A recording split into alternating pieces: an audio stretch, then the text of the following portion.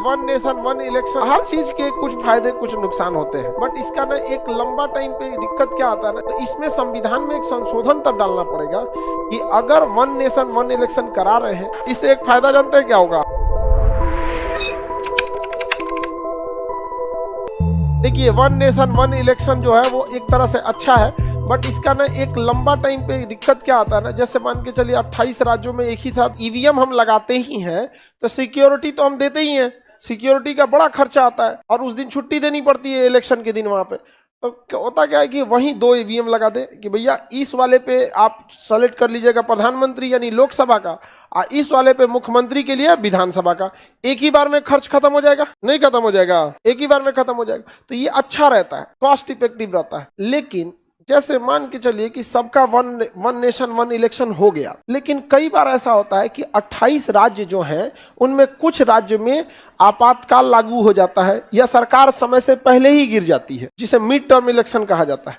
Suppose कि बिहार में सरकार मिड टर्म इलेक्शन में चली गई, अब बताइए, अब ये बीच में कोई ना कोई इलेक्शन होगा, 3 साल तक तो इसके पास टाइम है, और वो बीच में अगर इलेक्शन हो जाता है तो ये तो ट्रैक से हट गया, ट्रैक से हट गया कि नहीं हट गया। 20-30 साल के बाद पता चला 10-20 राज्य क्या होंगे, ऐसे ही ट्रैक से हट जाएंगे। हुए थे वन नेशन वन इलेक्शन के तहत, लेकिन बीच में सरकार गिरी, बीच में आई तो 6 महीना आगे, 1 साल आगे, 6 ऐसे करते करते हो गए हैं। तो इसमें संविधान में एक संशोधन तब डालना पड़ेगा कि अगर वन नेशन वन इलेक्शन करा रहे हैं और किसी की सरकार अगर गिर जाती है, तो अगर कोई सरकार आ रही है तो बचे हुए कार्यकाल के लिए आए।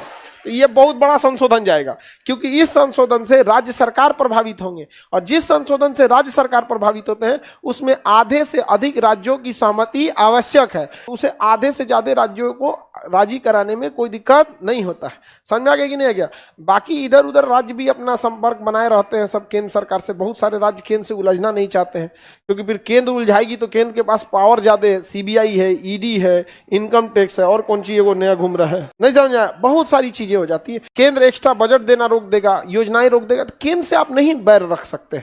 इलेक्शन तक ही बैर रखना चाहिए। एक समझदार सरकार क्या करती है, इलेक्शन में आपको जितना बोलना है कि भैया केंद्र में ये है वो है, खत्म इलेक्शन, अब काम पे लग जाओ। समझ में आ गया कि नहीं। अब जैसे हम लोग 17 साल से मांग रहे हैं बिहार विशेष राज्य के लिए, आप नहीं देना चाहते हो विशेष राज्य, तो हमको विशेष पैकेज दे दो। नहीं देना चाहते हो विशेष योजना दे दो। नहीं देना चाहते हो कोई बात नहीं, हम 10 गो हाईवे बना के देते हैं, तुम ही बना दो। हम अपने लिए थोड़े मांग रहे हैं बिहार राज्य कि हमारे मुख्यमंत्री अपने घरे ले जाएंगे। वो 17 साल से छुट्टी ना लिए हुए हैं। अरे नीतीश कुमार कोई छुट्टियां नहीं लेते हैं, कहाँ जा रहे हैं वो छुट्टी उट्टी लेके, आप अपना काम कर रहे हैं।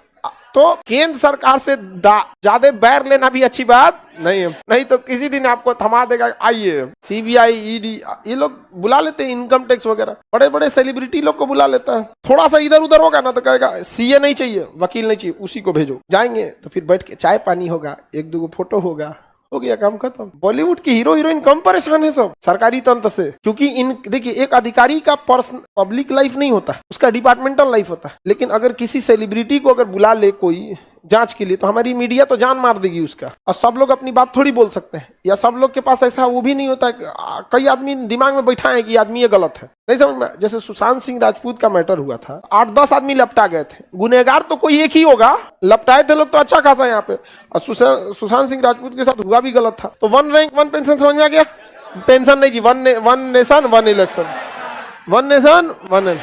इससे एक फायदा जानते हैं क्या होगा, जिसका लहर रहेगा ना हर जगह वही आएगा यहाँ पे। समझे, चौपट होगा तो एक के बार में हर जगह से चौपट हो जाएगा। तो सब में ये हर चीज के कुछ फायदे कुछ नुकसान होते हैं।